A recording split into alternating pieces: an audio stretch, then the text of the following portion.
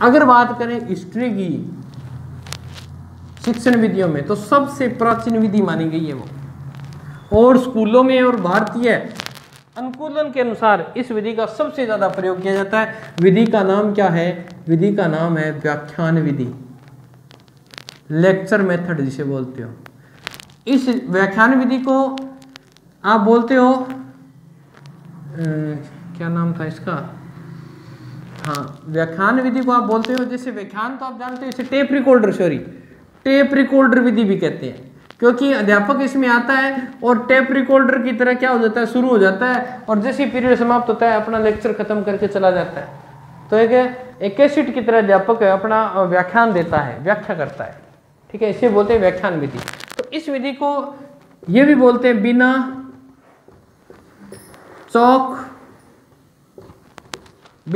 की विधि, इसे बोलते हैं, ठीक है, बिना चौक की विधि, बिना चौक विधि, और इसे बोलते हैं टॉक विधि, कि इसमें अध्यापक क्या करता रहता है, बोलता रहता है। अब देखो इसमें सिर्फ अध्यापक की भूमिका है, तो किस पे केंद्रित है ये? शिक्षक केंद्रित विधि है, कि मुख्य भूमिका में कौन रहेगा? शिक्षक रहेगा, ठीक है, और अध्यापक बच्चे जो होते हैं वो क्या रहेंगे? बच्चे इसमें निष्क्रिय रहेंगे। इसलिए ये विधि क्या है? अमनोवैज्ञानिक है, क्योंकि इसमें अध्यापक बोलता है, बच्चे क्रियाशील हो ही नहीं रहे, बच्चे तो निष्क्रिय रह रहे हैं, इसीलिए ये विधि क्या है?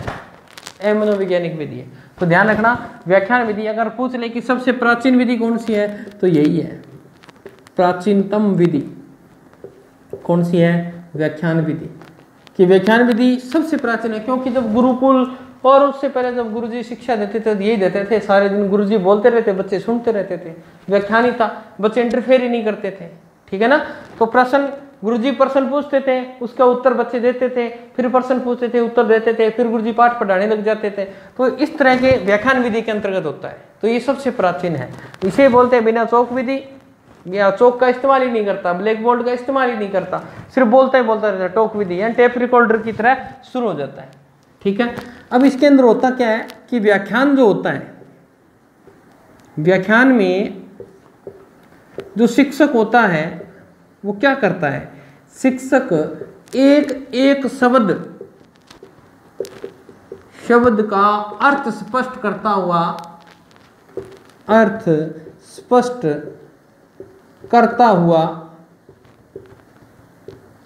विषय वस्तु को पूर्ण करवाता है, यानी जो भी पाठ वगैरह पढ़ा रहे विषय वस्तु को पूर्ण करवाता है। और भारतीय संदर्भ में देखें तो ये विधि सबसे ज्यादा यूज की जाती है। कारण क्या है? कि भारतीय परिवेश के अनुकूल है, ये विधि भारतीय परिवेश के अनुकूल है। क्यों है देखते हैं। क्योंकि यहां पर स्कूल बहुत ज्यादा है और अध्यापक क्या है? कम है। अब अध्यापक कम होंगे तो वहां किस मेथड से पढ़ाया जा सकता है? वहां व्याख्यान विधि से, क्योंकि यहाँ पर बच्चे क्या करेंगे? ज़्यादा होंगे, अध्यापक आपके पास एक ही है, तो वो सभी बच्चों को क्या कर लेगा? एक जगह इकट्ठा कर लेगा और उन्हें कौन सी विधि से पढ़ाएगा? सभी कक्षाओं के बालकों को एक कॉमन टॉपिक निकाल लेगा। और एक स्कूल में अध्यापक है, 100 बच्चे हैं, तो वो इसी मेथड का प्रयोग करता है, व्याख्यान विधि का। तो ये इसीलिए कहते हैं कि भारतीय परिवेश की क्या है? ये अनुकूल है। और भारतीय परिवेश के अंदर बात करें तो कई स्कूलों में तो श्यामपट्ट का भी क्या है? अभाव है, ब्लैक बोर्ड ही नहीं है, तो वहां इस विधि का सबसे ज्यादा प्रयोग किया जाता है। श्यामपट्ट है तो चौक नहीं है, चौक है तो डस्टर नहीं है, यानी स्कूलों के अंदर ये प्रॉब्लम है। भारतीय परिवेश के अंदर बात करें तो ये विधि सबसे ज्यादा प्रयोग में लाई जाती है, क्योंकि यहाँ शिक्षकों की कमी है, भर्तियां आ नहीं रही, इस वजह से यहाँ बच्चे ज़्यादा हैं, शिक्षक कम हैं, इसलिए ये विधि सबसे ज़्यादा भारत के अंदर प्रयोग की जाने वाली विधि है। ठीक है, तो इसमें आपको बता दिया व्याख्यान में शिक्षक एक एक शब्द का स्पष्ट करता हुआ विषय वस्तु को क्या कर देता है? पूर्ण कर देता है। ठीक है, अब उसके बाद की बात करें तो ये विधि क्या है? तो इसमें क्या करता है कि जो शिक्षक होता है ना, अगर आप शिक्षक बन जाओगे तब देखना आप इसी मेथड को यूज करोगे। शिक्षक विषय वस्तु को उदाहरणों, ज्यादा से ज्यादा उदाहरण देने का प्रयास करेगा, उदाहरणों और विभिन्न शिक्षण विधियों यानी विभिन्न प्रविधियों के माध्यम से छात्रों के समक्ष विषय वस्तु को क्या करता है, प्रस्तुत करता है। जब व्याख्यान देता है, जो व्याख्या कर रहा है, लेक्चर दे रहा है, तो वो ज़्यादा से ज़्यादा क्या करेगा, उदाहरण प्रस्तुत करेगा, विभिन्न प्रविधियों का प्रयोग करेगा और छात्रों के समक्ष उस विषय वस्तु को क्या कर देगा, प्रस्तुत कर देगा। छात्र को समझ में आया या नहीं आया उससे उसे कोई अर्थ नहीं है, उसने अपना सिलेबस पूर्ण किया। अगर अध्यापक व्याख्यान विधि से पढ़ाते हैं तो समय भी, सिलेबस भी या पाठ्यक्रम भी समय पर क्या हो जाता है, पूर्ण हो जाता है। तो ये विधि सबसे ईजी विधि मानी जाती है अध्यापक के लिए, क्योंकि अध्यापक को सिर्फ इसमें क्या होता है, बोलना होता है। तो इस विधि की अगर बात करें कि व्याख्यान विधि के उद्देश्य क्या है, व्याख्यान विधि के उद्देश्य क्या है, कि व्याख्यान विधि के उद्देश्य, तो क्या उद्देश्य हो सकते हैं व्याख्यान विधि के। तो देखिए, व्याख्यान विधि का उद्देश्य ये हो सकता है कि बालक को क्या करनी आ जानी चाहिए, आलोचना। आलोचना करता है कोई भी विषय वस्तु है, उसके अंदर कमी, गुण, दोष, अच्छी है, बुरी है, इन चीजों की क्या जानी चाहिए, समझ। समालोचना, दो समान चीजों में क्या करना लग जाए, कमियां निकालने लग जाए, वो क्या है, समालोचना, समानता के साथ। ठीक है। 3 नंबर की बात करें, मूल्यांकन। मूल्यांकन का टॉपिक मैंने करवा दिया आपको। ठीक है। और 4 नंबर है समीक्षा करना। ये सभी किस विधि के उद्देश्य हैं, यह व्याख्यान विधि के उद्देश्य हैं। व्याख्यान विधि में मुख्य उद्देश्य ये कि आलोचना, समालोचना, मूल्यांकन और समीक्षा करनी बालक को आनी चाहिए। ये 4 उद्देश्य माने गए हैं। ठीक है। कुछ विद्वानों की परिभाषाएं दी गई हैं, तो उन विद्वानों की परिभाषाएं क्या हैं वो देख लेते हैं। समालोचना, आलोचना, मूल्यांकन और समीक्षा करना इसके उद्देश्य रहेंगे। अब अगर बात करें कि कुछ परिभाषाएं, तो परिभाषाएं तो बहुत हैं, परंतु कुछ परिभाषाएं जो याद रह जाती हैं, बाकी तो आपको रटनी पड़ेगी परिभाषाएं। आप एक अच्छी सी कोई भी बुक ले आएँ, उससे आप शिक्षण विधियों को पढ़ें। बाकी मैं करवा रहा हूँ, आपको इससे ज़्यादा मैटर नहीं मिलेगा। ठीक है। बाकी शिक्षण विधियों के लिए आपको टेस्ट नहीं, परिभाषाएं आपको याद करनी पड़ेंगी। अब किसी के लिए अगर इसमें बात करें ब्राउन की, कि ब्राउन क्या कहता है, तो ब्राउन कहता है कि कोई भी विषय वस्तु हो, यानी विषय के मूल बिंदुओं, विषय के मूल बिंदुओं को सही क्रम, सही क्रम व व्यवस्थित या सही क्रम या व्यवस्थित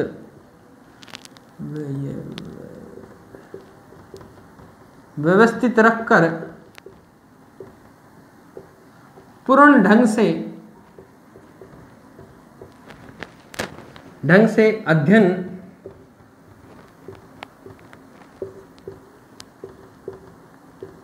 करवाना चाहिए। बहुत ही बढ़िया बात की है ब्राउन ने। ये कहते हैं कोई भी विषय वस्तु है, उसके जितने मूल बिंदु होने क्रम से, व्यवस्थित तरीके से, ऐसा नहीं कोई चीज कभी पढ़ा रहे हो कोई कभी नहीं, एक क्रमबद्धता से क्या करवाया जाए, अध्ययन करना चाहिए। इसने एक एग्जाम्पल दिया, जैसे ये कहता है संगीत में, आप संगीत तो सुन रहे हो, संगीत में स्वरों की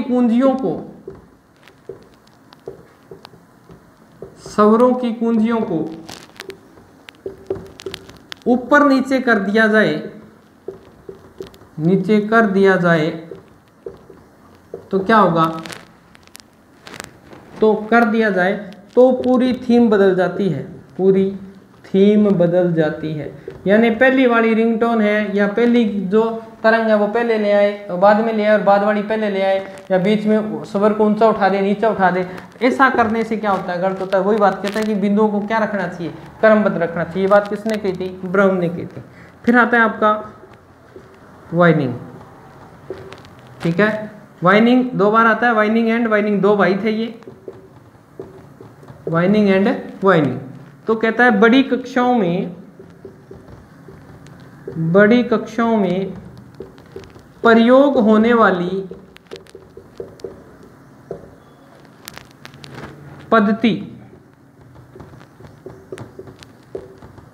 व्याख्यान एक व्यवहारिक विधि है। बहुत ही बढ़िया बात कही कि ये छोटी कक्षाओं में काम नहीं आती। कौन सी कक्षा में? बड़ी कक्षाओं में, जहाँ का जो सिलेबस होता है, पाठ्यक्रम होता है, वो विस्तृत होता है। उसे पढ़ाने के लिए इस विधि का क्या किया जाता है? प्रयोग किया जाता है। ठीक है, तो ये इसकी प्रमुख परिभाषाएं थी। 2 परिभाषाओं का कोई तोड़ नहीं है, बहुत सारी परिभाषाएं दी होती हैं, परंतु उनमें से जो मेरे को महत्वपूर्ण लगती है वो मैं आपको बता देता हूँ।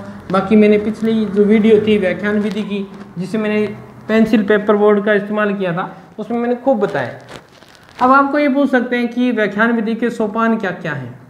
तो ध्यान रखना, व्याख्यान विधि के 5 सोपान हैं और वो क्रम से याद होने चाहिए आपको। व्याख्यान विधि के कितने सोपान हैं? 5 सोपान हैं। सबसे पहले अगर बात करें तो आपने जो विषय वस्तु पढ़ानी है उसका ज्ञान होना चाहिए आपको। आप व्याख्यान देने जा रहे हो, आप लेक्चर देने जा रहे हो, और आपको विषय वस्तु का क्या होना चाहिए? ज्ञान होना चाहिए। विषय वस्तु का क्या हो? ज्ञान हो। यहाँ कोनी नहीं गया क्लास में ठोरा मार के आ गया घरे, ऐसा नहीं। जिक्की क्लास में थे जानो है नहीं, बी क्लास में जानती टाइम थाने ई बात को ध्यान होना चाहिए कि मैं आज के पढ़ा के आनो है, टाबरन के चीज दे के आनी है, ई चीज में ध्यान रखनी है। तो बा विषय वस्तु जी की पाठ्य वस्तु है, बात हरे दिमाग में, माइंड में छपेड़ी होनी चाहिए। हाँ थे सहायता ले इसको, सहायता मतलब झटे थे थोड़ा ये लागे अपन को नहीं लागता थे, कोई किताब सारे पढ़िए तुम देख सको, पर इं को थे भी बारे में जानो ही को नहीं, और बढ़ जाके किताब खोल के चल भाई पढ़ा दियो ना, इं कौन करनो। अगर इं करो तो थारी बहुत ही बड़ी गलती है थी, अच्छा अध्यापक को नहीं हो। तो यानी थाने सारनों पहला क्या होना चाहिए? विषय वस्तु को क्या होना चाहिए? ज्ञान होना चाहिए। 2 नंबर की बात करा, 2 नंबर को अर्थ है नियोजन, यानी दूसरा सोपान क्या है? नियोजन। नियोजन को अर्थ क्या है? नियोजन को अर्थ है योजन। योजन शब्द को योजना, यानी थाने के बनानी है? योजना बनानी है। अध्यापक जब जावागो विषय वस्तु को बन ज्ञान कर लियो, जावागो का मैंने क्लास में के चीज बतानी है, जागर किया बतानी है, आ चीज घटे बताई जाएगी। नियोजन दूसरे चरण में थाने के चीजा करनी है। तो सारनों पहला नियोजन का 4 चरण बताया गया है। क्या सारनों पहला थाने क्या करना है? पूर्व ज्ञान निर्धारण करना है। क्या टाबरा ने के चीज आन लाग रही है और के चीज को नहीं आन लाग रही, पूर्व ज्ञान को क्या कर लियो? निर्धारण कर लियो। और फिर थे ई नियोजन के अंतर्गत ही क्या करना है? उद्देश्य को निर्धारण करना है कि मैंने आ चीज ई पाठ में इम्पोर्टेंट है, आ चीज टावरा माइंड में खोपड़ में बाढ़नी है और वांगे दिमाग में आ जाए बात। ठीक है नहीं। तीसरी है कि जिकी थे किताब पढ़ान ला रहे हो या जिको थे टॉपिक पढ़ान लाग रहे हो नहीं, यानी पाठ्य वस्तु, पाठ्य वस्तु की थे के बनानी है? रूपरेखा बनानी है।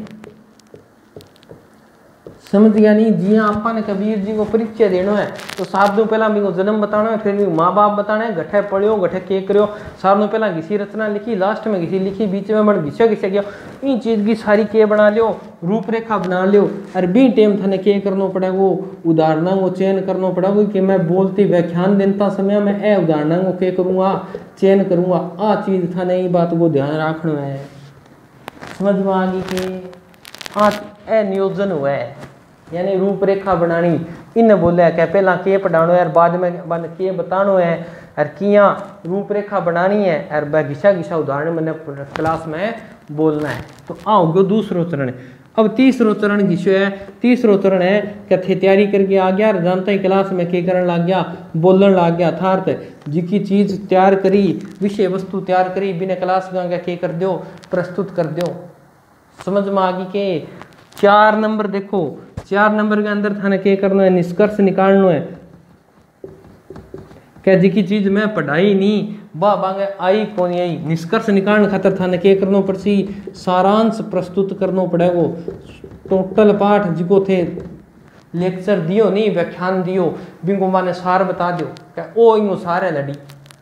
समझ गया नहीं? सार बता के बिंग में प्रश्न पूछ लियो तो बने थन ठा लाग जी कान कितो थे याद करवाए और कितो थे बढ़िया पढ़ाए हुए, तो ओ की उसी सारांश प्रस्तुत होसी। और 5वें नंबर में जिको मैं थान क्यों प्रश्न पूछोगा वो बांगो के हो जेगो, मूल्यांकन हो जेगो। ए 5 के आएगा सोपान आ क्या ना सोचियो गुरुजी बागड़ी बोलने लग गया, थारी डिमांड ही तो बोली है, नहीं तो कौन बोलूँगा, हिंदी में पढ़ा दूँगा। तो ये बात को थे ध्यान रखना कि 5 बिंदु है। सानू पहला के पढ़ानो है, विषय वस्तु ज्ञान है, किया पढ़ानो है, के उदाहरण देना है, नियोजन है, और किया जाके क्लास में बोलना है, प्रस्तुतिकरण है, और फिर वो चीज़ बांगे याद हुई कोनी भी वो सारो सार बतानो कि पाठ में आ चीज़ ही, और बिंग बाद में थे बांगे प्रश्न उत्तर पूछिए बांग के कर्स को मूल्यांकन है, कर्स को एक ही है बिंगा 5 सोपान है, याद रखियो।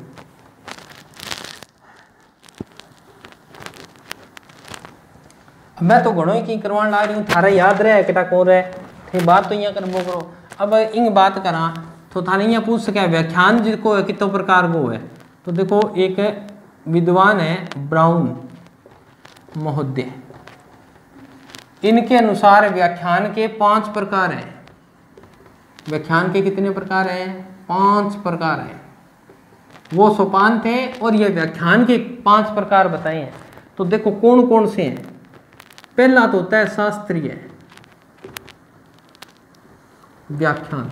शास्त्रीय व्याख्यान को क्या अर्थ है? टाटावर ने बोलनी ना दो गया और जनता शुरू हो गया दिया। शास्त्री कौन बोले करेंगे? ओम तस्वीर भगवदेव से धीमी ने प्रचोदया, ओम सर्वेण सर्वस्य सर्वशक्ति समाविते भैवे। इन्हें बच्चों को बस बच्चे देखते रहे मुझे की कर ला रही है, बुल्ले की करे, यानी बच्चे भ्रमित रहे। तो यानी एक तो होता है शास्त्रीय व्याख्यान जिसमें कोई अनुबंधन वगैरह नहीं है, ठीक है। 2 नंबर की बात करें तो 2 नंबर में वो कहता है कि 2 नंबर होता है अनुकर्मित व्याख्यान, जिसमें आपको कर्मबद्धता होनी चाहिए कि पहले ये चीज करवानी है फिर ये करानी है, उसे बोलते हैं अनुकर्मित व्याख्यान।